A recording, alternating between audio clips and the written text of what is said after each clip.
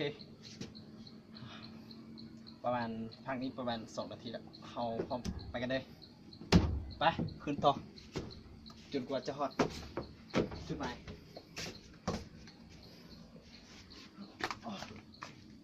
นี่เด้อขาดจนบ่มีแห้งแล้ว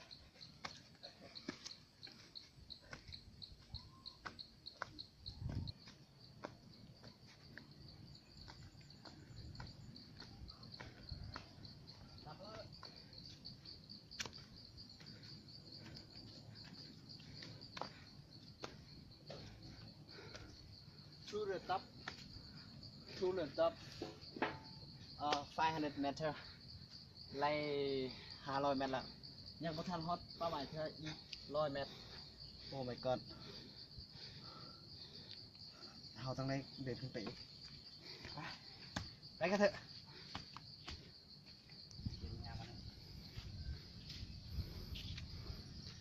อันแน่จุดนี้จะเป็นจุดอีกจุดหนึ่งจะเป็นภาคของภูภาคของผาของภาคนั้นจะเป็นที่เห็นเมืองวิวเมืองเวียงภาคนี้จะเห็น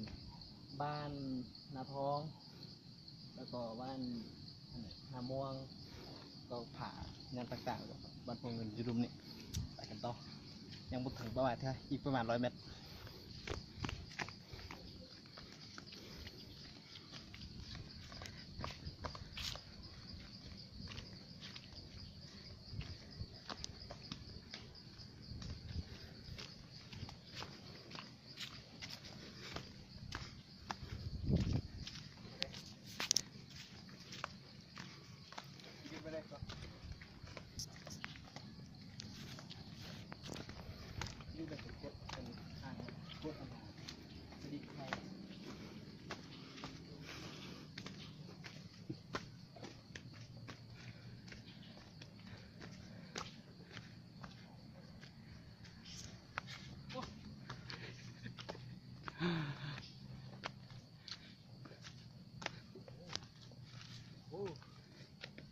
โอ้แฟนตาสติกป่าไม้วันนี้งามหลายข้าพเจ้าเคยมาเมื่อ3 ปีที่แล้วแต่ตอนนั้นยังบ่ทันปิดแบบนี้ตอนนี้ถือว่างามหลายข้าเจ้ามีการพัฒนาเพิ่มเติมแล้ว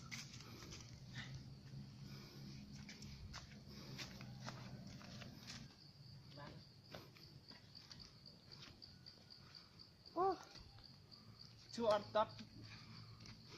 600 meter จุดที่600เดินทางมาเป็นไกลแล้วยังน้อยเดียวนี่ประมาณ3 เมตรจอดไป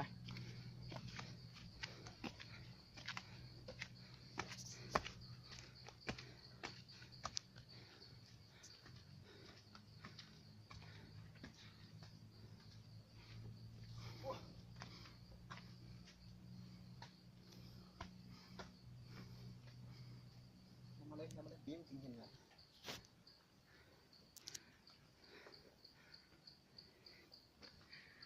โอเค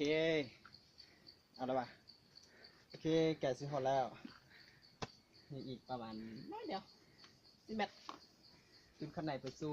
จอมฝาแล้วไป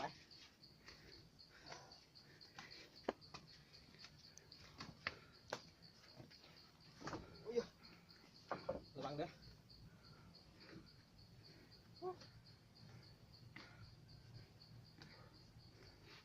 สุดยอดความฮอตคุ้มค่าคุ้มจริงๆ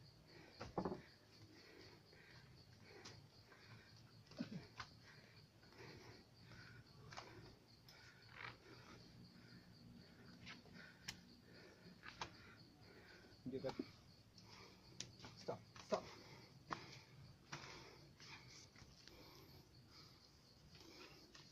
หยุด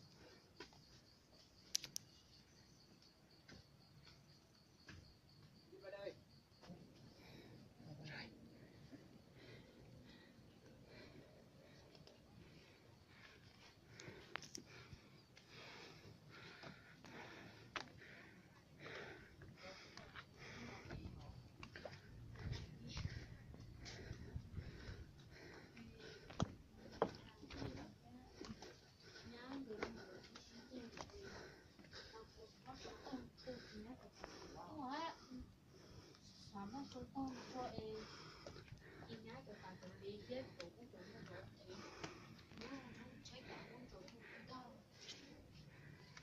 พอแล้ว